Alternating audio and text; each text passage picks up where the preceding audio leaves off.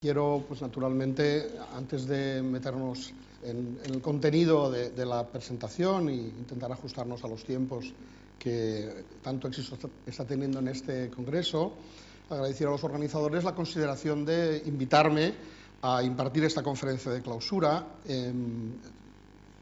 y ese es un buen momento para felicitar a los organizadores, especialmente a Pepe y a todos los que han participado en la puesta en marcha del Congreso, porque me da la sensación, suelo ser, como muchos de vosotros, habitual en los congresos, y realmente está siendo un congreso de muy buen contenido, que todo está funcionando muy bien y que muestra la realidad de la criminología que se hace en España. Así que yo pienso que eso es relevante y espero que todos compartáis conmigo esta opinión. Me propusieron que hablase del RISCAMBI y la verdad es que no me lo pensé mucho. No os voy a decir mi puntuación en la escala de N del Eysenck, pero ya os la podéis imaginar, porque naturalmente no solamente hemos estado trabajando mucho, como ha explicado Marta, no solo muchos, sino muchos en el proyecto, sino que además ahora ya hay cosas interesantes que explicar. Hay cosas muy interesantes y tengo ganas de explicarlas, aunque no sé si tendré el tiempo suficiente, intentaré ajustarme. De hecho, este proyecto se inició en el año 2008, prácticamente llevamos un tiempo largo, y no solamente es un proyecto donde vamos a explicar algunos resultados más o menos rigurosos y académicos, sino que es un proyecto que está funcionando en la práctica profesional, un poco en la línea de lo que John Law llama la criminología translacional, es decir, no una investigación básica para luego ver si la aplicamos y funciona, sino, pues algunos llaman investigación en la acción, es decir, estamos haciendo algo que nos compromete a cuestiones muy importantes. De hecho, la criminología translacional es un puente de dos caminos, de ida y vuelta, y en este proyecto tengo la sensación que lo hemos ejercido y es algo que yo creo que si los criminólogos lo admitimos con un cierto fair play, pues nos puede facilitar mucho que la tarea que nos encomienda la sociedad en general de prevenir el delito, pues la podamos hacer con tanto éxito como lo hace la medicina, que utiliza mucho esa estrategia como conocéis. Antes de empezar a describir el contenido, me gustaría hacer un reconocimiento público porque pienso que es importante y especialmente pues, es un buen momento para hacerlo. Y me gustaría empezar por reconocer las grandes aportaciones de Paula Montero, Carles Soler, sus equipos de la Dirección General de Serveis Penitenciaris de la Generalitat, que son los auténticos motores del proyecto.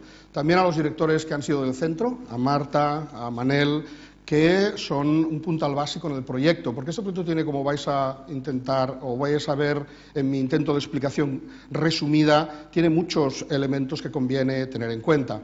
Me gustaría también hacer mención especial a los directores, subdirectores y personal de tratamiento de los centros penitenciarios que día a día están trabajando, administrando este RISCAMBI con una mezcla de confianza y de crítica relativa, que como es natural, cuando a uno le vienen a decir cómo tiene que hacer las cosas y él tiene que hacerlas y firmarlas, no está mal que haya un punto de desconfianza y de crítica más allá del cumplimiento que yo pienso que está siendo, a pesar de muchas opiniones en todos los sentidos, pues un ejemplo como espero demostrar. De hecho, hemos incorporado una tecnología innovadora en un campo de la gestión que ellos son los responsables en última instancia. Y para acabar, me gustaría también reconocer el trabajo de Santiago Redondo, Karin Arbach, Tei y todo el resto de miembros del GEAP, que han ido pasando, algunos ya no están vinculados directamente al proyecto, puesto que muchas de las cosas que voy a decir tienen que ver con estas personas que en el fondo han estado, están y espero que continúen trabajando. El pasado octubre, después de haber trabajado durante unos cuantos días con un montón de datos recogidos justo en el año que he podido estar en el centro de estudios en mi sabático, referentes tanto al RISCAMBI como a la reincidencia, que es lo que les voy a hablar en un momento, hubo un momento donde compartí con mis colegas una sensación propia cuando uno encuentra algo que busca. De hecho, por fin, este día de octubre, vi que la odds ratio, calculada sobre una tabla de contingencia donde aparecían los pronósticos de riesgo del RISCAMBI y los datos de reincidencia violenta cruzados adecuadamente, era superior a 1, pues enseguida les escribí a todos, les mandé el resultado diciendo que, bueno, podíamos respirar tranquilos porque desde hacía tiempo habíamos comprometido a muchas personas en el hecho de que esto que hacíamos funcionaba. La odds ratio no era de 1, que hubiera sido un desastre, sino que era de 4, que no está mal. Básicamente les voy a describir con más detalle qué quiere decir esto. Por tanto, las cosas parece que van por el buen camino, así que voy a intentar explicárosla. Pero antes me gustaría comentar un elemento importante, porque lo que voy a intentar es resumir algunas lecciones que yo creo que podemos compartir, al menos yo las he aprendido y creo que pueden ser de utilidad. En el año 2011 pude resolver una curiosidad que les voy a compartir y de la cual saqué una buena lección, y que será la primera de las que les hablaré en esta conferencia. Se trata de Moneyball, una película que quizás algunos de ustedes han podido ver, que es una película donde Brad Pitt tiene un papel muy importante en un equipo de béisbol, donde, como algún equipo hay en España, nunca acaba de conseguir la liga. En cualquier caso, estaban empeñados en conseguir ganar la liga de béisbol en Norteamérica, la liga profesional, y en esta película, que está basada en unos hechos reales, bien reflejada en un libro, se describe como el cambio de un modelo clásico basado en la intuición en la contratación de los jugadores para la siguiente temporada por un procedimiento traído de una universidad que se ocupaba básicamente de hacer predicción actuarial económica, pues les sirvió para, por aquel año, ganar la liga y, por tanto, demostrar que un cambio tecnológico tenía una gran utilidad. Les menciono esta película porque naturalmente que se lo recomiendo, especialmente a aquellos que trabajan en grupos que toman decisiones juntos, porque no voy a hacerles un spoiler, pero la primera parte de la película es especialmente interesante en este sentido. Se lo recomiendo porque a mí me ha servido para descubrir una cosa que me inquietaba. Yo entre el año 2004 y 2007, más o menos, la Generalitat creó un órgano que llamaba la Mesa Cívica Penitenciaria, a través de los cuales el gobierno en aquel momento, presidido por Maragall, quería explicar a la comunidad, allí estábamos periodistas, profesores de universidad, expertos, políticos, explicarles la política penitenciaria, que en aquel momento pasaba por un momento especialmente delicado, porque había el convencimiento de que había pocas prisiones y que había que construir nuevas prisiones. Yo asistí a esas reuniones y naturalmente se daban explicaciones de cuál era el pronóstico de número de internos que podían haber en el año 2017, 2018, 2019 y 2020. He de decir que se cumplieron hasta hace 2 años. Hace 2 años se torció la perspectiva y entiendo que el gobierno tenía un problema serio y era que necesitaba construir más prisiones.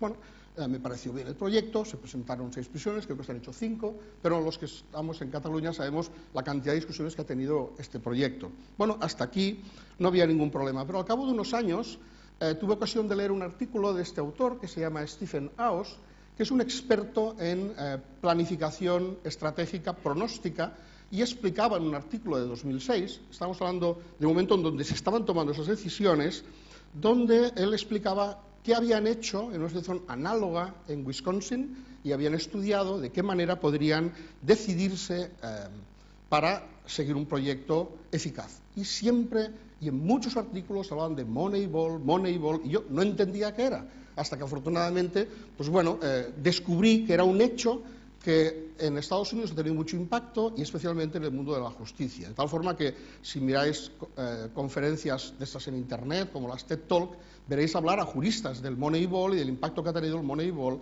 en el ámbito de la justicia. Bueno, este estudio me enseñó 2 cosas importantes. Ese estudio planteaba básicamente qué es lo que iba a pasar con las prisiones en Norteamérica, en este caso en un estado importante, y qué efecto iba a tener con la delincuencia.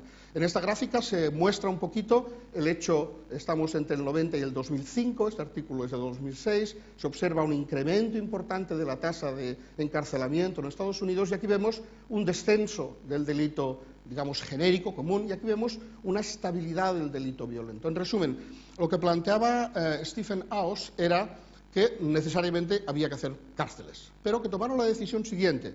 Ellos pensaban que necesitaban 6, pero decidieron hacer 3 y revisar el tema al cabo de 5 años y volver a hacer 3. Y eso me pareció enormemente importante por 2 cosas. Primero, porque tenían en cuenta la evidencia de las cosas, igual que aquí. El pronóstico era muy bueno.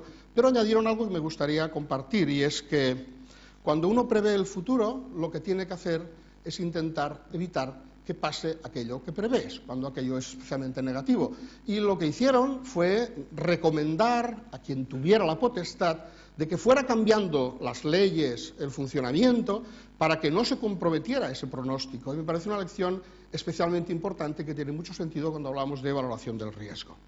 En cualquier caso, el contenido de la sesión o de la conferencia va a intentar ver algunos objetivos y sobre todo algunas lecciones del propio proyecto Riscambi. Esta es una primera opinión, es algo que yo he aprendido y que me es muy útil y desgraciadamente me hubiera gustado saberlo cuando asistía a las reuniones, pero lo aprendí después.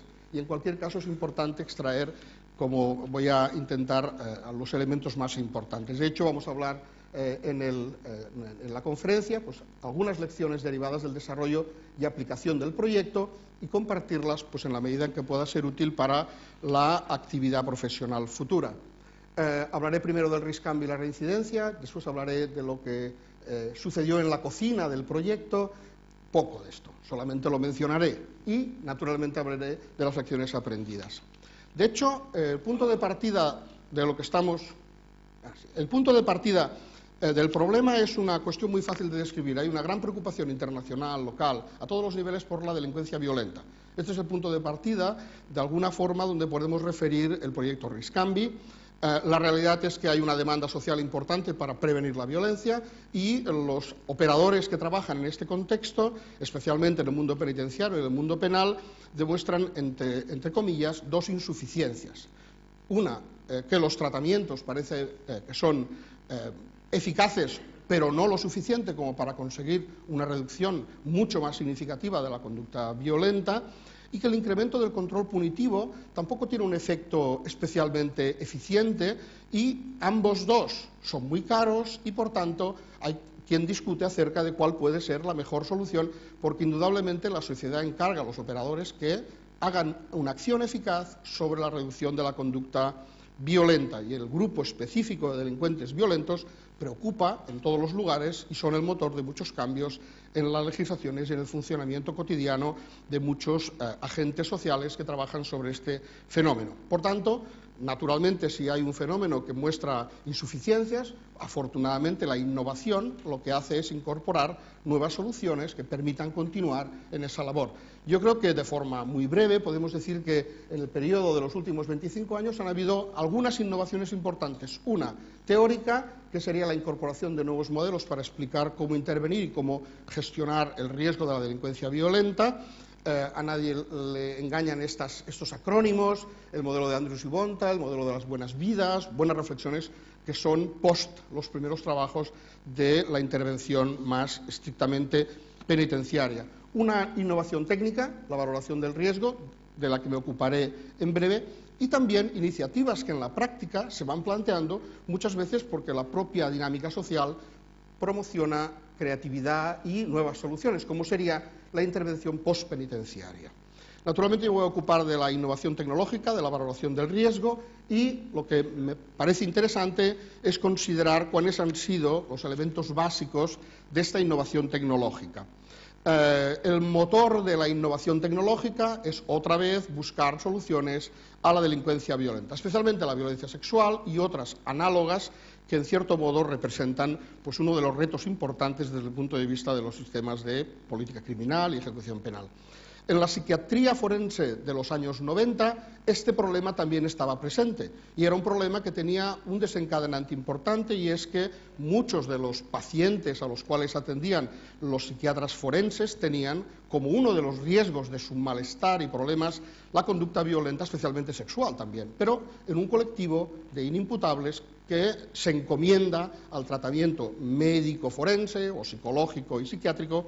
Y, por tanto, en este contexto empiezan a aparecer instrumentos de valoración del riesgo y a partir de principios del siglo que estamos viviendo hay una generalización de estas técnicas que llegan al mundo de las prisiones encabezadas por la PCL. Pero detrás de la PCL muchos instrumentos nuevos que comentaremos muy brevemente y que son conocidos, que son instrumentos que se aplican para la valoración del riesgo especialmente violento, aunque no todos son de esta naturaleza. Y estos protocolos se han extendido en muchos otros ámbitos, se comparten por la policía, en servicios sociales, y por tanto es una característica de la época actual que vivimos. En este contexto surge el RISCAMBI, y el RISCAMBI pues, es un proyecto, no solamente un protocolo, pero lo que ahora tenemos y tiene una realidad fáctica es un protocolo múltiple de valoración de riesgo y gestión del riesgo de violencia en el entorno penitenciario. Este protocolo, como os he dicho antes, empezó en los años 2008, se construyó a partir del 2008 hasta el 2010 y a partir de ese momento se aplica de forma generalizada. Como proyecto es un proyecto en construcción, porque tenía otra rama que era desarrollar estrategias de gestión del riesgo que básicamente ahora funciona de manera, vamos a decir, como una especie de desarrollo sin planificar excesivamente, aunque sí se están haciendo innovaciones importantes. El origen, de hecho, del RISCAMBI fue la Comisión MENA, que, como tantas otras cosas, se pone en marcha después de que haya un problema grave con un delincuente sexual que es excarcelado porque acaba su condena, y todo el mundo tiene la gran preocupación del riesgo que representa y, sobre todo, en este caso, la constatación de que no había muchos recursos, no había muchas cosas que hacer, y la Comisión MENA pues, se ocupó con expertos de pensar qué soluciones se podían aplicar. De esa Comisión MENA surgieron muchos elementos. Ahora no voy a resumirlos, pero simplemente ese es el punto de partida, que fue el del RISCAMBI. La Dirección General, Centro de Estudios Jurídicos, nosotros nos incorporamos pronto, empezamos naturalmente a desarrollar, de acuerdo a esa petición, pues un instrumento que es el que ahora disponemos. Básicamente el producto de este trabajo, que ocupó un tiempo, es tener dos protocolos, uno breve de screening de 10 ítems, que comentaremos brevemente después, y uno completo. Este tiene 43 ítems, es el protocolo, digamos, madre de todo lo que hablamos desde el punto de vista del RISCAMBI. Y también en ese momento se decidió algo que cada vez yo, que lo pienso en términos retrospectivos, estoy más contento, y es que pensamos que este protocolo tenía que tener realidad en los instrumentos de gestión diaria a nivel penitenciario, y se hizo un protocolo que llamamos RISCAMBI, que es un programa, que es el que se utiliza para poder hacer las evaluaciones de este protocolo. Después verán por qué les digo que estoy especialmente satisfecho con esta decisión que en su momento se tomó y que muchos otros protocolos no tienen, y que por tanto hay algunas ventajas importantes.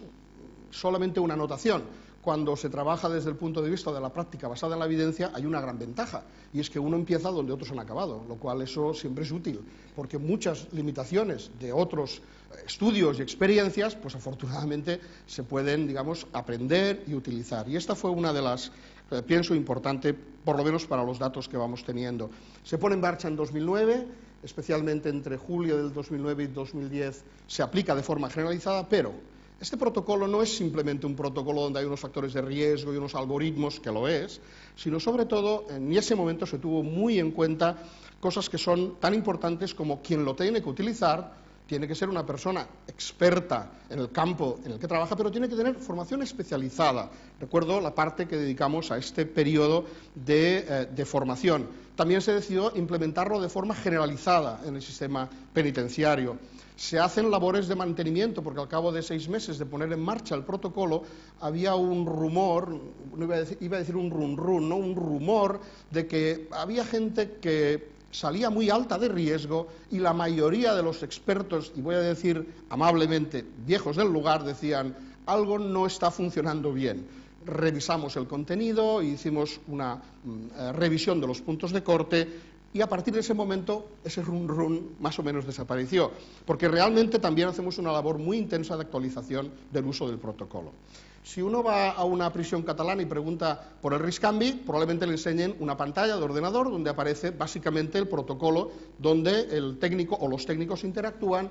Tenemos naturalmente una serie de datos, aquí tenemos, los datos son ficticios, aquí tenemos una serie de informaciones sobre factores de riesgo, y al final el protocolo permite saber 4 cosas. Esa sería la versión screening del protocolo. Permite saber si un interno en este momento y para los 6 meses futuros tiene un riesgo alto, en este caso de violencia autodirigida, o de violencia intrainstitucional, o de reincidencia violenta, o de quebrantamiento de condena, y otras cosas más que ahora no es momento de detallar. En cualquier caso, si en vez de utilizar el protocolo breve, utilizamos el protocolo extenso, tenemos otra vez lo mismo, la misma predicción, pero aquí hay un cambio sustancial, porque el riesgo no lo determina, entre comillas, la máquina, sino que el riesgo lo verifica el responsable de considerar la validez de esta aplicación. Por tanto, tenemos una aproximación al riesgo en los 4 niveles, y aquí tenemos un espacio que tiene mucha importancia, que es lo que permite básicamente al técnico verificar, reiterar,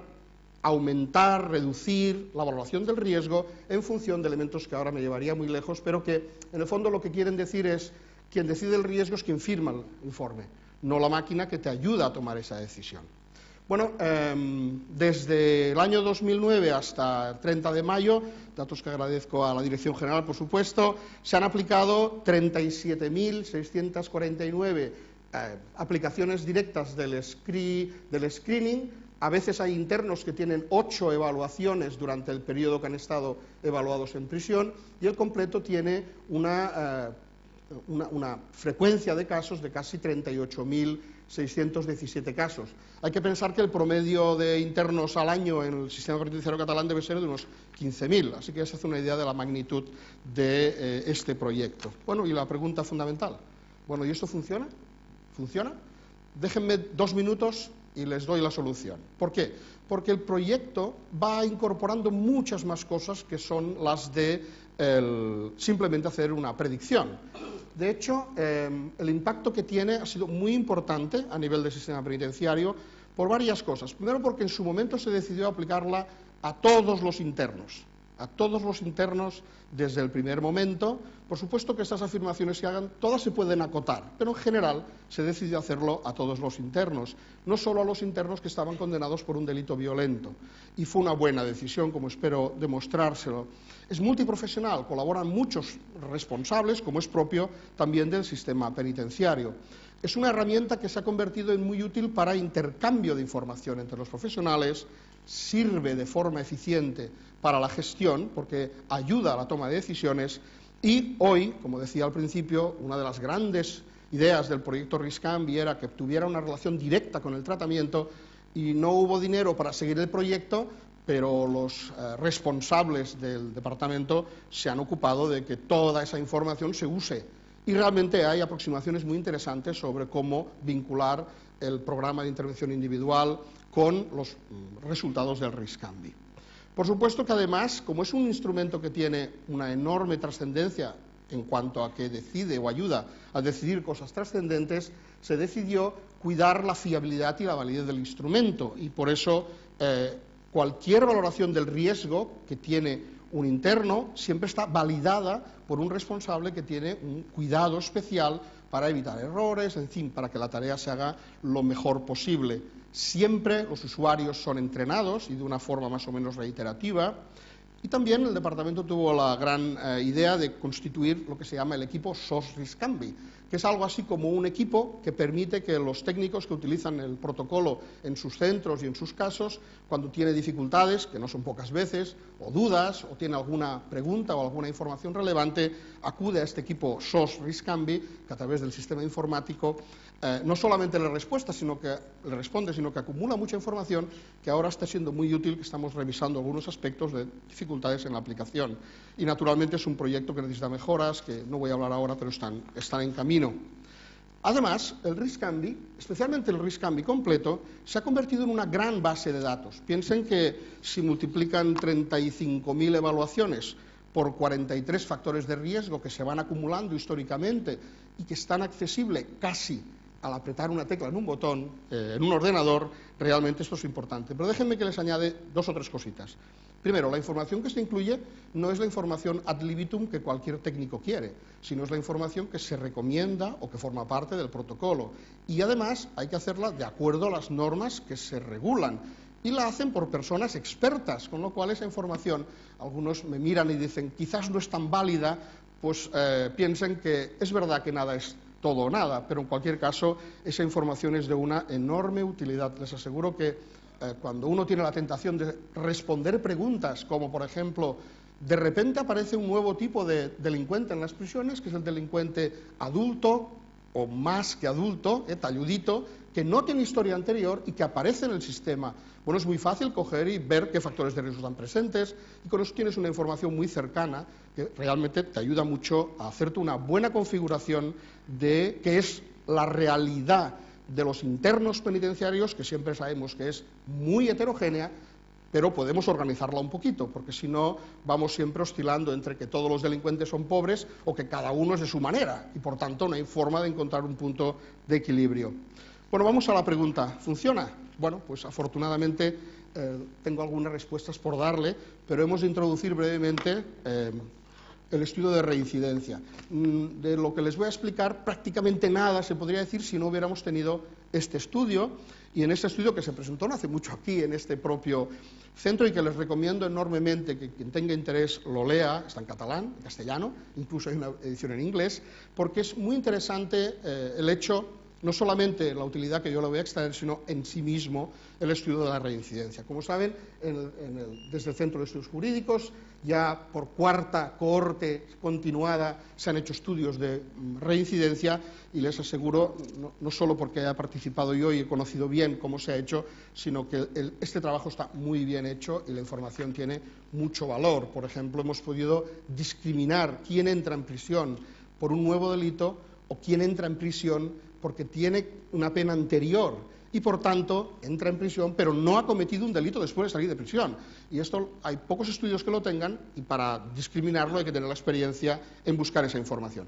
El estudio se realizó atendiendo a 3.414 casos, todos los que salieron en el año 2010 y que volvieron a ingresar en prisión en algún momento antes del 31 de diciembre del 2013. Voy a presentarles algunos resultados que me son imprescindibles para comentar después si funciona o no el RISCAMBI en el plano de la valoración del riesgo de la delincuencia, del delito violento.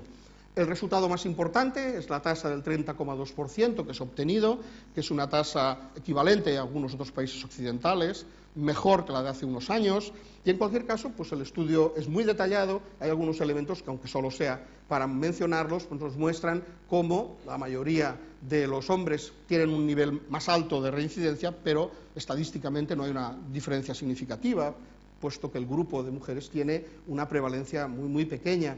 Los nacidos en España tienen una reincidencia menor, los nacidos en el extranjero una reincidencia mayor, todo oscilando en términos del 30%, y por tanto vemos cómo hay, pues naturalmente, cuando uno va desagregando este valor encuentra elementos relevantes. Más resultados interesantes. Bueno, si distribuimos la reincidencia por el delito base, aquí aparecen cosas que son muy útiles desde un punto de vista de la intervención futura, como es comparar las tasas de reincidencia de delitos contra personas, de delitos de violencia de género, de delitos contra la libertad sexual, contra la propiedad. Estos son los delitos por los cuales los internos están cumpliendo condena. Hay pocos estudios que hayan incluido los delincuentes viales y por tanto tenemos ya una primera aproximación interesante. Pero como es obvio, mi foco de interés es el delito violento contra el delito no violento, porque el protocolo de RISCAMBI se hizo para hacer predicción en este determinado tipo de delito que básicamente agrupa contra personas, de género, libertad sexual de una manera más explícita. Y como vemos, pues se encuentra un resultado que es comparable con la mayoría de las investigaciones a nivel internacional, donde el delito violento es menos prevalente. Fíjense en este dato del 27%, porque para nosotros fue muy importante. En este estudio de reincidencia del 2014 solo había una dificultad para poder explicar lo que les explicaré después, y es que solamente se habían valorado un 19,2% de los internos que formaban parte de este estudio, porque como había empezado en el 2010 y la aplicación del protocolo se hizo en el mismo 2010, no había habido tiempo de tener datos suficientemente extensos, pero los resultados ya son indicadores. Se lo voy a resumir brevemente. Aquí tenemos en las líneas verdes la distribución del riesgo de delincuencia violenta futura en las prisiones, en la prisión catalana, en este grupo de 3.400 casos, de los cuales el 19% se había evaluado. Como es natural, el nivel de riesgo responde a una distribución donde el riesgo bajo y el riesgo medio son muy predominantes y el riesgo alto pues ocupa un espacio del 18,7%. Les indico aquí la línea de reincidencia violenta del 27,6% en un intervalo de 3 años. Eso es importante recordarlo. Bueno, pues cuando analizamos el componente de cuántos habían reincidido, se han borrado por algún motivo los datos, pero yo creo que a nivel gráfico es suficiente. La mayoría de los que no reincidieron eran de riesgo bajo, los que reincidieron de forma mediana eran de riesgo medio y los que más reincidieron fueron los que habían dado una valoración del riesgo alto. Pero era el 19% de la población, por tanto este resultado había que ver cómo se podía contrastar. Y ahora voy a explicarles algo más analítico, más detallado, un poco más riguroso, porque esto simplemente nos decía, parece que las cosas van bien, pero había que tener información más rigurosa, especialmente porque las decisiones que se toman con este protocolo suelen tener mucha trascendencia. Bueno, pues con todos los datos que pudimos obtener del estudio de reincidencia, al final conseguimos disponer de 4.422 personas evaluadas con el RISC-CANVI durante el periodo que va desde el 2010 hasta el 2013. Recuerden que teníamos la evaluación de todos aquellos que en algún momento habían reincidido en ese gran intervalo, por tanto podíamos hacer una cosa que en el estudio de reincidencia no pudimos hacer, y es ver siempre de una forma muy, muy fina quién había reincidido, al cabo de cuánto tiempo de salir y en qué tipo de delito. Por tanto, la muestra que realmente va a sustentar los datos que les voy a explicar fue una muestra de 4.422 casos, con una distribución de sexo equivalente un poco a la baja a la proporción entre hombres y mujeres en prisión, con un cierto sesgo en cuanto a la nacionalidad, problema que no voy a analizar ahora, pero que es un tema que hay que pensar en profundidad, pero teníamos personas que habían salido en libertad definitiva, el 70%, personas que estaban en libertad condicional y otros en otras situaciones diversas. El tipo de delito, esto es muy importante, porque corresponde a quién fue evaluado.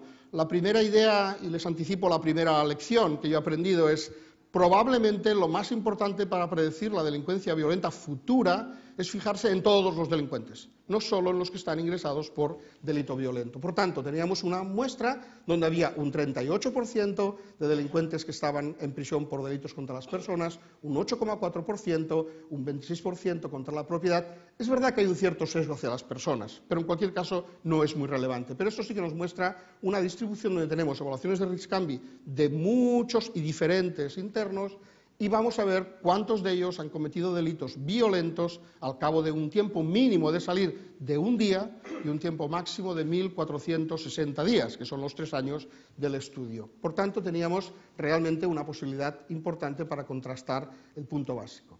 Estos son los resultados de una forma muy resumida, pero empiecen por la parte de abajo, no sé si la ven bien. El tiempo en riesgo promedio de 233 días quiere decir que todos los que salieron de un centro penitenciario y volvieron a entrar durante ese periodo que tenían el RISC-CANVI, la media de tiempo de reincidencia fue de 233 días, aproximadamente 8 meses.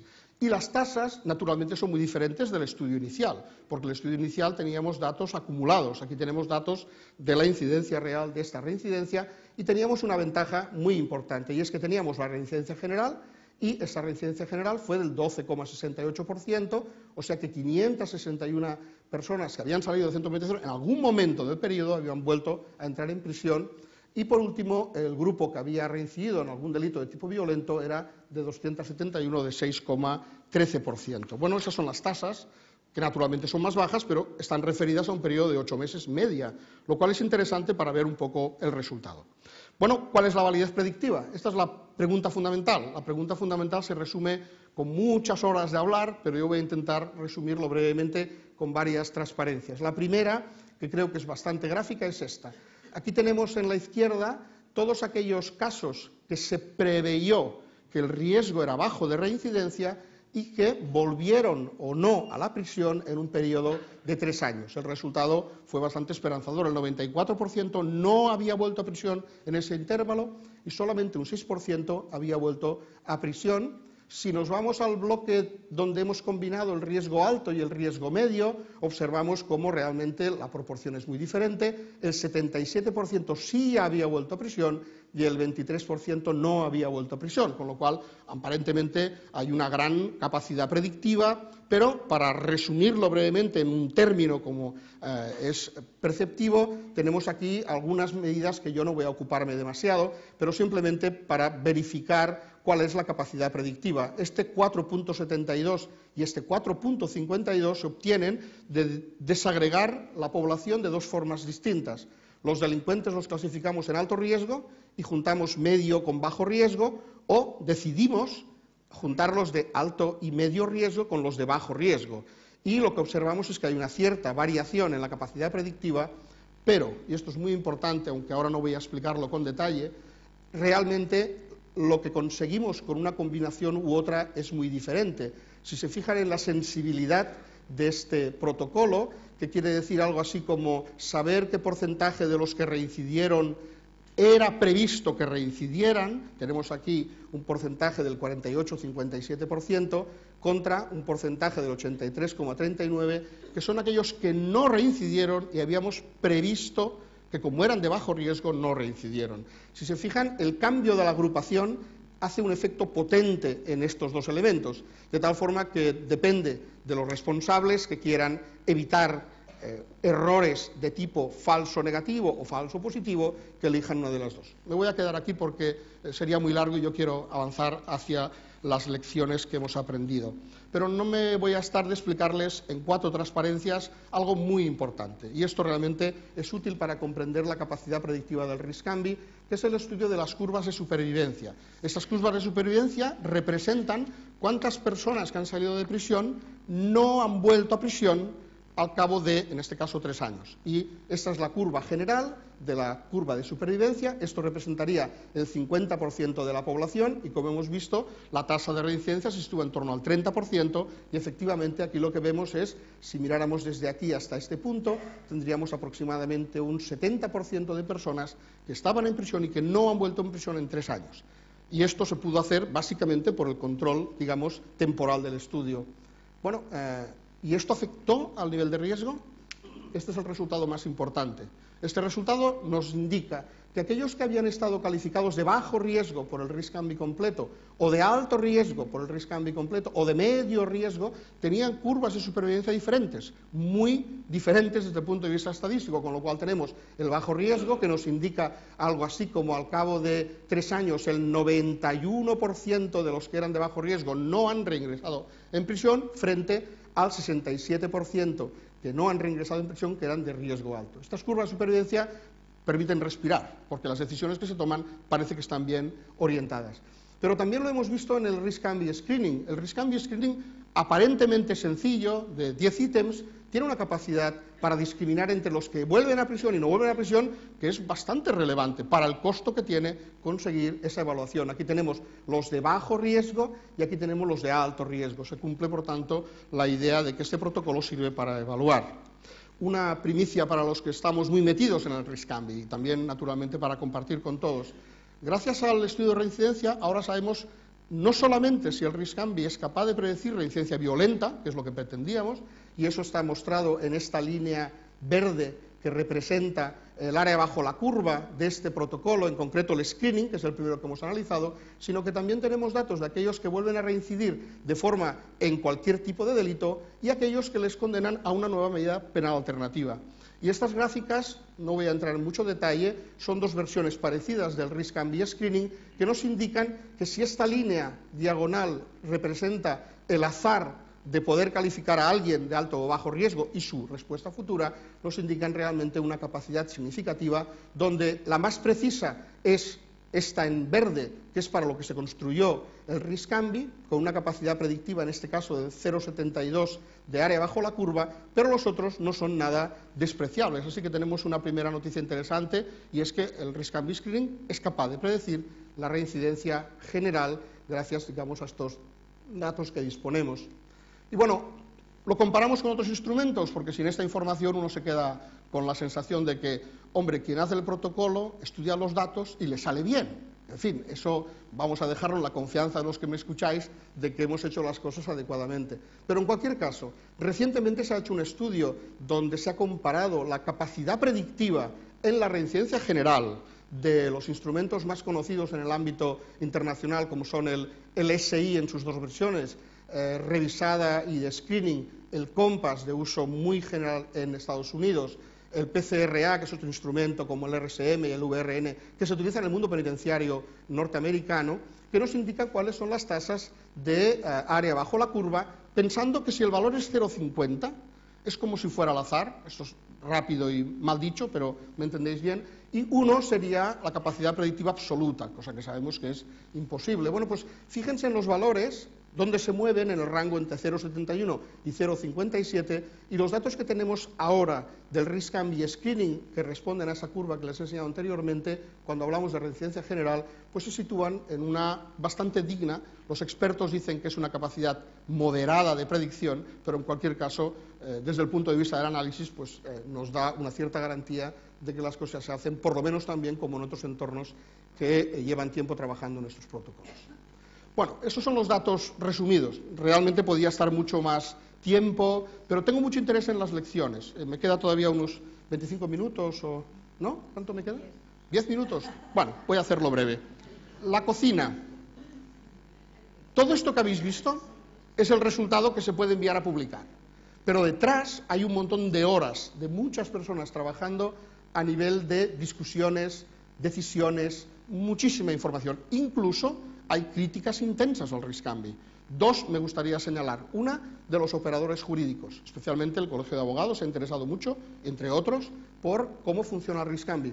Y otros colegas del ámbito de la criminología que creen que el actuarialismo penitenciario es otra de las 7 plagas que afectan al mundo de las prisiones. En cualquier caso, les voy a resumir las lecciones brevemente. Tampoco tengo muchos datos a explicar, así que esto va a ir más rápido que la parte anterior. Yo, en mi reflexión para hablar hoy, y son muchos meses pensando en algunos temas, he intentado resumir 5 lecciones que pueden ser útiles de ver el proyecto y de trabajar en el proyecto y de estar permanentemente en contacto con los profesionales y, por tanto, intercambiando opiniones para decidir cosas, a veces un poco arriesgadas, porque no da tiempo a hacer experimentos para probar, ¿no? La primera lección fue muy precoz, muy rápida. Algunos de los que estáis aquí la recordaréis. Pensábamos en valorar el riesgo de los delincuentes violentos y acabamos decidiendo aplicar el protocolo a todos los internos. Los estudios de reincidencia nos dan muestra de que los internos pueden estar por un delito en prisión y cometer un delito violento al salir de la prisión. Y para un observador externo, la prisión no ha hecho nada, porque en el fondo lo que ha convertido es a una persona que tenía un problema de salud pública, probablemente en alguien que cometió un delito muy grave. Solo fijarse en el alto riesgo es una trampa. En las prisiones no hay tantos psicópatas como se dicen. Hay personas que tienen estos problemas. Lo importante es no equivocarse cuando se identifican.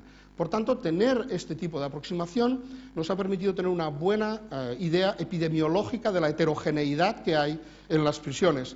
Eso ayuda a tomar buenas decisiones, ayuda a adecuar los recursos y, sobre todo, y una cosa muy importante, ayuda a cambiar un poco la visión pesimista profesional de que no hay nada que hacer porque las cosas siempre van a ir mal.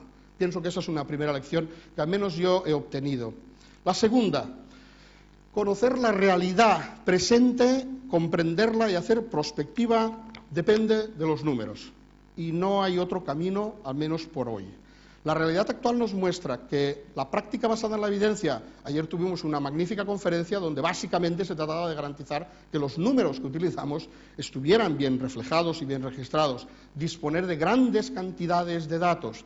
Les anuncio que ha entrado en el ámbito de la evaluación del riesgo un grave competidor, que es Microsoft Company, que ha propuesto al gobierno americano, tienen ocasión de verlo en Internet, hace muy pocas semanas, un protocolo actuarial para reducir el gran problema de las prisiones norteamericanas. Y es un competidor duro, porque ha prometido utilizar la inteligencia artificial y los modelos matemáticos más sofisticados para reducir el 93% de la reincidencia en Norteamérica. Así que realmente estamos en un mundo donde este tipo de elementos forman parte del día a día. Además, hoy podemos utilizar los números con gran facilidad. ¿Por qué?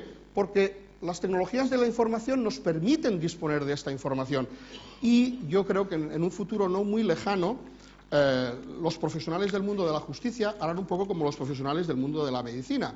Trabajarán dando servicio y habrá que investigar de forma habitual y de forma simultánea, como predicen algunos defensores de la criminología translacional. Tercera lección: los profesionales tienen que tomar decisiones fundamentadas en conocimientos, no en creencias. Son las lecciones que yo he aprendido, son lecciones que quiero compartir, pero naturalmente pueden haber otras y diferentes. Los profesionales tienen responsabilidad de obtener buena información, de compartir esa información, porque eso es fundamental para tomar decisiones aquí y ahora y en el contexto de una organización. Y eso realmente forma parte de un problema que no es propio de la valoración del riesgo, sino que tiene que ver con otras competencias, pero fundamentalmente tienen una implicación directa en este protocolo. Cuarta lección, esta es más atrevida en mi opinión. Hay que avanzar un paso más en la aplicación de los programas de tratamiento, porque ya he planteado al principio, parece que funcionan, pero funcionan poco, y por tanto hay que hacer algo más, y en eso simplemente, y son dos cosas que podemos aceptar fácilmente, sobre todo la primera, hay que mejorar lo que funciona. Pero a mí tengo una duda, por eso he puesto un interrogante, no estoy tan seguro de que la dinámica habitual de vincular los programas solo y exclusivamente al tipo de delito sea una buena estrategia cuando en algunos casos algunos internos no se ajustan muy bien a los programas y por tanto pone de manifiesto la importancia de la individualización. De hecho, las recomendaciones que yo me atrevería a decir después de la experiencia de estos años es que la individualización tiene, no como en los años 70, la base en el temperamento humano que está escrito en la Ley Orgánica General Penitenciaria, sino fundamentalmente en el riesgo y en la modularidad de los programas. Eso es un tema que yo no soy experto, pero en cualquier caso pienso que merecería la pena considerar. Y una cosa que sí me parece muy relevante de los últimos años, y es hablar de la reinserción segura. Es un término que a mí me gusta especialmente porque cuando se plantea la dicotomía entre hay que hacer que la gente se reinserte o hay que hacer que se eviten los delitos, tenemos una solución que generalmente, aunque pueda parecer un poco aprovechada, es combinar ambas cosas. La sociedad reclama seguridad, pero no necesariamente eso quiere decir que sea a costa de la reinserción. El problema que plantean es muy difícil cómo conseguir que esto funcione a la vez, porque hay que asumir riesgos, y estos riesgos a veces realmente, pues como siempre pasa con los riesgos, dan razón a su existencia y se cometen delitos nuevos. Por tanto, desde un punto de vista de la reinserción segura, sería muy relevante analizar y trabajar en la intervención postpenal y también considerar el papel que en un futuro puede tener el criminólogo en la gestión del caso, que es una de las formas habituales, de forma implícita se hace, y de forma explícita se podría hacer para conseguir este objetivo. La última, romper el círculo. Esta es una cuestión interesante, y tiene que ver con la reincidencia y tiene que ver con estudios que realmente en los últimos meses discutimos en el contexto del Recercaixa, y es que hemos de capitalizar, no sabía qué palabra poner, apoderar no me gusta mucho, pero en cualquier caso es lo mismo, al actor, a la gente, para que no vuelva a reincidir. De hecho, cuando hablamos de segunda oportunidad como nombre genérico o bien como el programa que se utiliza para el reentry en Estados Unidos, la clave está en romper el círculo de la reincidencia. Durante el primer año pospenal es cuando hay tasas más elevadas. Habría que conseguir romper ese círculo para que básicamente el proceso de reinserción pudiera continuar con una cierta normalidad. Pero quien es el protagonista es el actor. No debemos hacer por él lo que él debe hacer, porque naturalmente eso nos evita tener también muchos problemas desde el punto de vista ético y sobre todo perder la sensación de que la ingeniería social va a resolver los problemas de las personas. En cualquier caso, creo que eso, incluso cuando los coches eléctricos nos lleven de un sitio a otro, no creo que resuelvan todos los problemas del tráfico, aunque ahí dice que sí, por lo menos el de los delincuentes del tráfico, porque si uno va en un coche que va él mismo y es inteligente, probablemente nunca supere la velocidad que marca la ley y los coches no toman alcohol.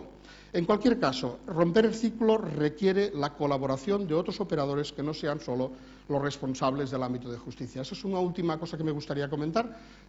Muchas veces se oye que lo que sucede con los delincuentes que han estado en prisión es responsabilidad de los que lo tenían en la prisión.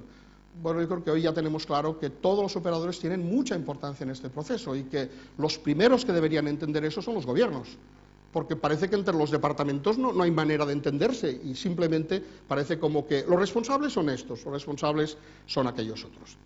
Naturalmente todo esto tiene una coda, son afirmaciones que he hecho de forma absolutamente pues muy radicales, probablemente todo tenga un cierto límite, un margen de error y algunas de las afirmaciones incluso sean poco creíbles. Y solamente para acabar en el tiempo también, me gustaría comentar dos conclusiones y dos recomendaciones. Las conclusiones del proyecto RISC-CANVI es que las cosas van yendo razonablemente bien, que está a medio construir, pero que es necesario revisarlo y calibrarlo, porque ese es un instrumento que tiene muchos elementos dinámicos y, por tanto, hay que estar siempre trabajando con este tipo de ajuste. Y esto vale para el RISC-CANVI y para cualquier otro protocolo de valoración del riesgo. Y mis recomendaciones, primero, deberíamos de conseguir los datos policiales de la reincidencia, porque si no estamos muy desarmados, tenemos un indicador muy poco robusto de la reincidencia. Así que, en cualquier caso, pienso que ese es un planteamiento que en algún momento deberá de poder hacerse, porque no tiene sentido que disponiendo de los datos no se puedan cruzar.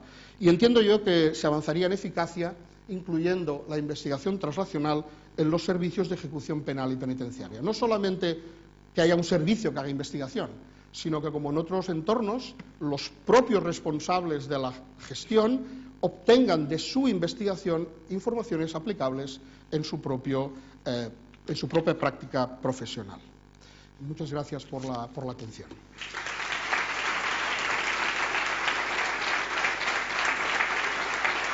Gracias, Antonio. Como os decía, pues seguro que todos hemos aprendido de sus aportaciones. Tenemos poquito tiempo, pero si tenéis alguna pregunta, pues mira, no sé quién tiene el micro aquí delante, por favor.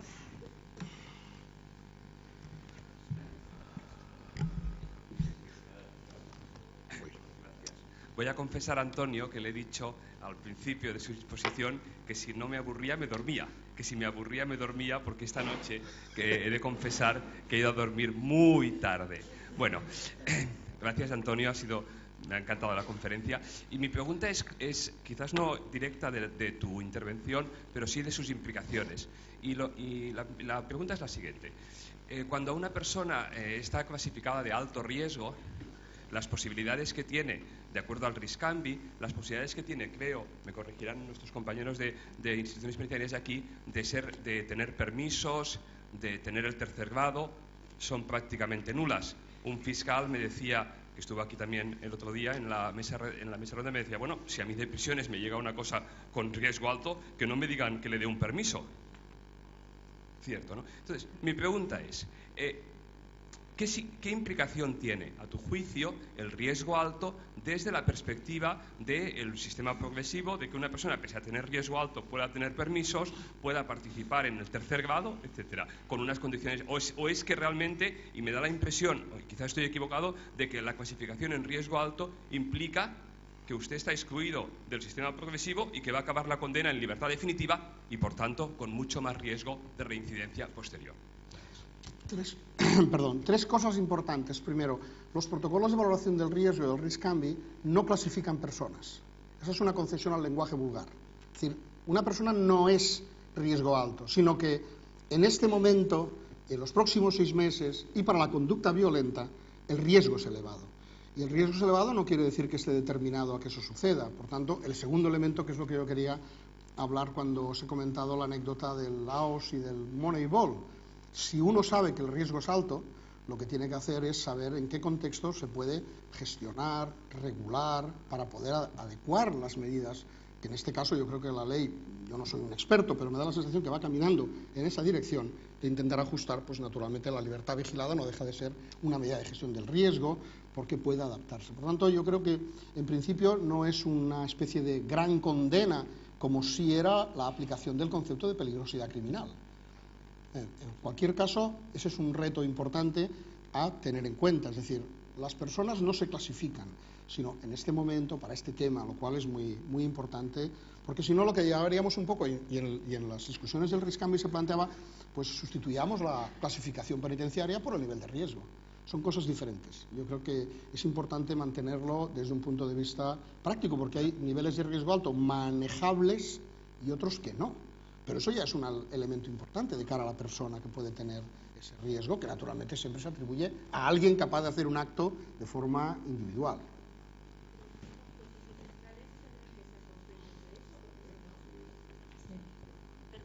Perdón, que digo que jueces y fiscales tendrán que ser conscientes de eso, porque si no, por mucho que... Pero la práctica les hará serlo. ¿Sí? Porque las demandas que tienen muchas veces son realmente chocantes, porque se encuentran con personas con un historial delictivo muy reducido o inexistente, con conductas calificadas de muy graves, pero que los propios responsables entienden que ciertas medidas son demasiado impactantes y dañinas, y por tanto hay que buscar, y eso es un problema de tiempo, porque la sociedad, igual que demanda mucho rigor con algunos delitos, otras veces no, por tanto es un tema de interacción entre los operadores, y los instrumentos de valoración pueden ayudar a tomar esas decisiones, pero les quedan las manos de ellos. Como disponemos de muy poco tiempo para preguntas, lo que vamos a hacer es, aquí tengo una pregunta de Juanjo, y si alguien más... Vale, pues allí hay dos más y las hacéis todas y Antonio que las conteste. Déjame mover. Porque así iremos más deprisa. ¿De acuerdo? Pues aquellas dos, ¿alguien más tendría una pregunta que hacer? Vale, pues perfecto. Sí. De alguna forma incidir desde otro ángulo también en este tema, ¿no? Digamos que los estudios de evaluación del riesgo han llegado a un momento, aquí en Cataluña lo habéis dicho muy bien, y digamos que ahora entramos en la nueva generación de cómo aproximarnos a estos enfoques, no solamente en cuestión de utilizar algoritmos más sofisticados de inteligencia artificial, sino también empezar a plantear cuestiones que hasta ahora no se han realmente pensado bien, que son todas las cuestiones sobre justicia y transparencia de estos algoritmos, porque existe un riesgo muy real que pueden reproducir sesgos sociales y sesgos institucionales. Porque en la medida que están valorando como factores de riesgo determinadas cuestiones que sabemos que no se aplican de forma aleatoria en la población, pues pueden ayudar a reproducir ese tipo de cuestiones. Estamos viendo que hay un debate dentro de la comunidad en inteligencia artificial, pero también legal, en la que se plantean estas cosas, ¿no? Es decir, si tú en Google Imágenes pones 3 jóvenes blancos, te van a salir 3 personas con sonrisas de anuncio de pasta dentífrica, muy jóvenes, muy tal. 3 jóvenes negros y te salen imágenes de chicos delincuentes y tal, ¿no? El algoritmo no es racista, la sociedad, los datos históricos reproducen esos sesgos. ¿Qué planes tenéis aquí en vuestro equipo para empezar a evaluar de qué forma estos pueden ser problemas que de alguna forma tiene el riesgo? Sí, yo quería comentar una cosa en relación con la pregunta que ha hecho al principio Pepe Cid sobre el tema del riesgo alto.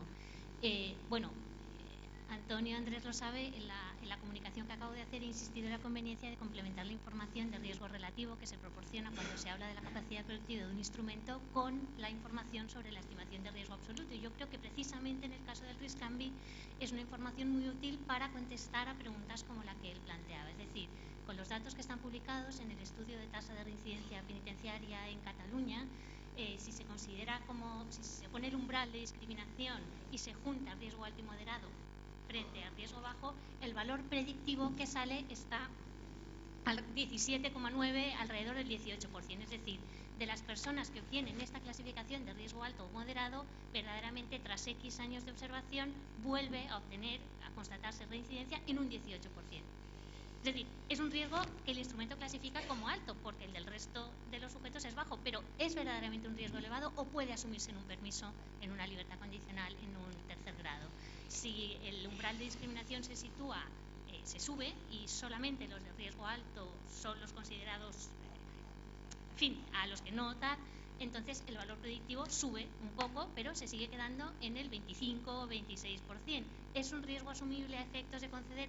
Probablemente muchos operadores jurídicos, si se les complementara la información con estas probabilidades absolutas, a lo mejor tendrían una base mejor para adoptar decisiones que quizá irían en favor en favor de la flexibilización del régimen para los delincuentes considerados de riesgo alto, porque ese riesgo alto muchas veces no es tan alto y sin embargo cuando no se sabe el número, el nombre alto ya parece que da miedo frente a lo que se quisiera hacer con él. Última pregunta, José María. Sí, brevemente, para felicitar al profesor Antonio Andrés Cuello por su excelente conferencia y a los organizadores por programarla como conferencia de clausura. Difícilmente se hubiera podido encontrar algo mejor para quedarnos con buen sabor de boca, ¿no? Y respecto a la pregunta del profesor Cid, pues para confirmar en gran parte la respuesta del conferenciante, ¿no? Y para recordar que el sistema progresivo acabó en España legalmente en el año 79 con el sistema de individualización científica. Lo que se había dicho precisamente hasta ahora es que la inercia del sistema progresivo pues hacía que era difícil entrar en la lógica del sistema de individualización científica y quizás que no teníamos instrumentos. Los empezamos a tener, ¿eh? Por lo tanto, yo creo que ahí nos estamos ante un nuevo escenario y nos tenemos que dar cuenta, ¿no? Eso es, de eso se trata, ¿eh? Entonces, yo creo que los jueces y fiscales poco a poco irán asumiendo esto, lo irán asumiendo a la que vean que hay unos instrumentos objetivos que quizás antes no existían y que eran recelosos, ¿eh? Pero pensemos que sobre todo eran recelosos de cara a conceder permisos y aprobar tercer grados, etcétera, ¿eh? Precisamente eso les puede invitar en los casos de bajo riesgo a hacerlo y en los casos que no, de acuerdo con esa dinámica de la individualización y de que no hay una peligrosidad estática, sino que al que no se le da un permiso hoy se le puede dar mañana, o al que se le dio en un cierto momento luego puede dejar de dárselo, ¿no? Yo creo que aquí la aportación que supone esto, tenemos que ser conscientes de que nos sitúa en un escenario distinto al que teníamos hasta ahora. Gracias, José María. Pues, Antonio, si puedes ser breve en la respuesta. Sí, haces bien en recomendármelo porque me gustaría estar más rato, pero bueno. Solamente dos o tres cuestiones importantes, porque todos habéis marcado problemas serios. Naturalmente es una innovación tecnológica, tiene sus límites. En concreto, con lo que decía Juanjo, hay dos temas muy importantes. El origen de los protocolos fue precisamente dar respuesta al problema de la transparencia de las decisiones, especialmente en el ámbito clínico-psiquiátrico, donde el juicio clínico del experto era suficiente como para decir que una persona con un trastorno esquizofrénico pues tenía una probabilidad muy elevada de volver a cometer una agresión. Y básicamente el primer paso fue decir, bueno, ¿y usted en qué se basa? La respuesta es en mi experiencia y en mi calificación. Bueno, naturalmente eso es insuficiente.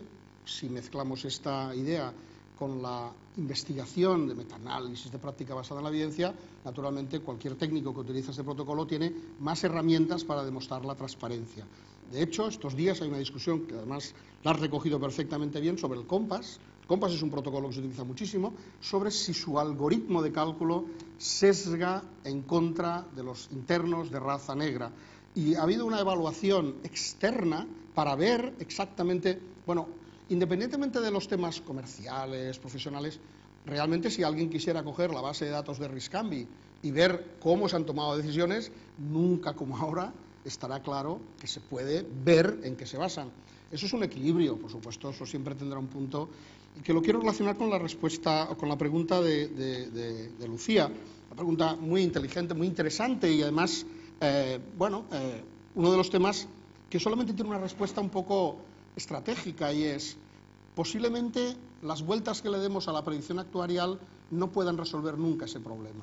Pero afortunadamente en los últimos 20 años se ha ido de utilizar protocolos como si fueran pues algoritmos matemáticos súper precisos a trabajar en lo que llamamos el juicio clínico estructurado, que es algo así como todo esto nadie tiene que tramitárselo a nadie. Simplemente la Junta de Tratamiento se reúne, discute, toma decisiones. Al juez de vigilancia penitenciaria le hacen un informe y ahí es donde realmente hay un cambio sustancial. El responsable de esa evaluación tiene que tomar la decisión de o verificar el nivel de riesgo o ajustarlo. ¿Por qué? Porque él sabe dos cosas. Uno, conoce bien el caso, o debería, y es un experto. Y entonces lo que tiene que ver es hasta qué punto la relación entre lo ideográfico del caso y el conocimiento científico encajan. Y el campo de la violencia de género es un gran banco de pruebas donde realmente no se cumple una cosa tan sencilla como es el riesgo elevadísimo que tienen algunas mujeres de personas que, si los analizáramos en clave criminológica, serían mucho mejores que la mayoría de los delincuentes de cuello blanco. Y por tanto esa paradoja nos comporta siempre una duda muy importante. Así que es verdad que es un problema, ahora se tiende más a ir responsabilizando más al técnico de cómo evalúa que trasladar una decisión actuarial tan precisa. Pero esto es una opinión. Hay quien considera que lo que hay que hacer es conseguir una precisión mayor, una adecuación de los algoritmos más fina. Bueno, son dos respuestas que están hoy en contraposición a nivel del trabajo. A José María, pues naturalmente agradecerle el comentario y simplemente pienso que la dinámica de las demandas es la que va a imponer que las cosas mejoren un poco. Tenemos cosas que funcionan bien y si podemos añadir un poquito más, pero claro, la bola de cristal pues todavía no la hay, aunque todos los periódicos todos los días publican el horóscopo, así que no hay que despreciarla. Muchísimas gracias.